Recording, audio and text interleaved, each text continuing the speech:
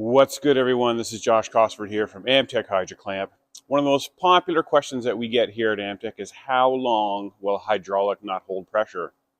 And since we have one of the best technologies out there, our dual-durometer seal technology, I always say they can hold pressure indefinitely. That's right. So as long as there's no grease leaking anywhere, as long as you don't see grease out of the nipple or the release screw or coming out of the seal, our nut should hold pressure indefinitely.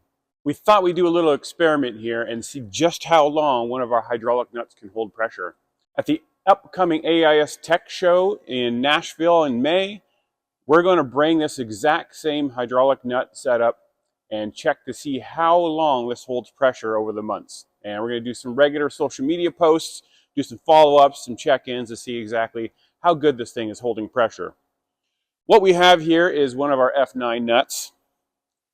Right? Except this time we have a pressure transducer installed. And we made up this little test block, just a piece of threaded steel that acts as a stopper for the thrust ring. And then we have our data logger, which is a HMG from HIDAC. What I'm going to do now is install the hydraulic nut onto the test plate, hook up the data logging machine. We're going to then pump this up using grease, check the pressure, and see how much it decays. What normally happens with a hydraulic nut is the initial pressure you put in, just say it's 5,000 psi. There tends to be a little bit of a decay as everything relaxes. Maybe some air bubbles will kind of dissolve into the grease. The urethane of the seal will kind of relax a bit. You tend to see a little bit of a drop, and then it stabilizes for an extended period of time. So we're going to do that. We're going to witness about 20 minutes worth of that pressure decay, and then we're going to see how it goes tomorrow or the next day and check the pressure once again.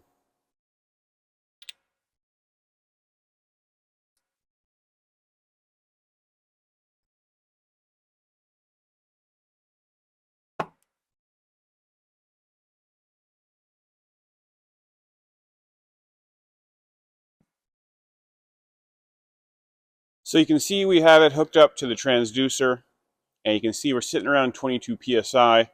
This nut was assembled earlier, and what you're seeing here is just thermal expansion. As everything was installed and it kind of sat for a bit, everything heated up and we got a little bit of a pressure. This is entirely normal. Okay, now using one of our handy dandy bulk fill systems, we're going to pressurize this nut a little bit and see what happens.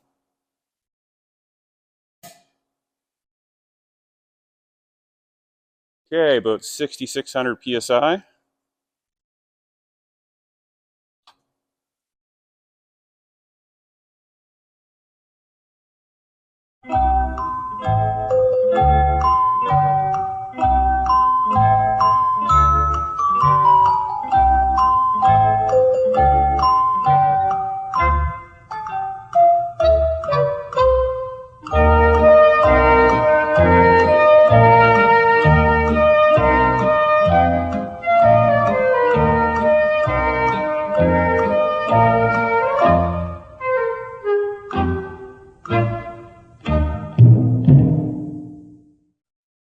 Okay, you can see that the pressure was just over 6,700 psi when we just pressurized it.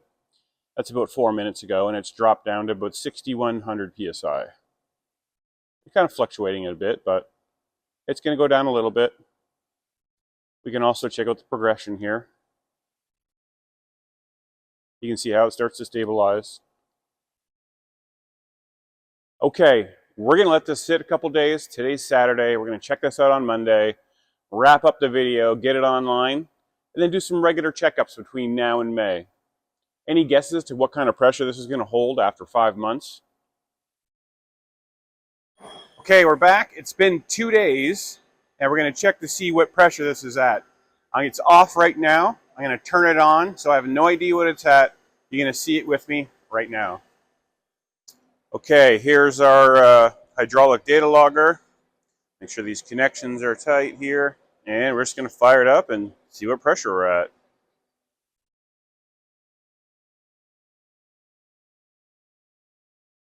Okay, 5,700 psi. So if you'll remember, when we left it on Saturday, that was 2 days ago, it was 6,100 psi. Okay? So that's gone down 400 psi over the weekend, and I think this is probably pretty typical. We're going to leave it now at 5,733 psi. We're going to come back in a week, check to see where this is at, and I'll share that one on social media, so keep an eye out for it. Have a great day.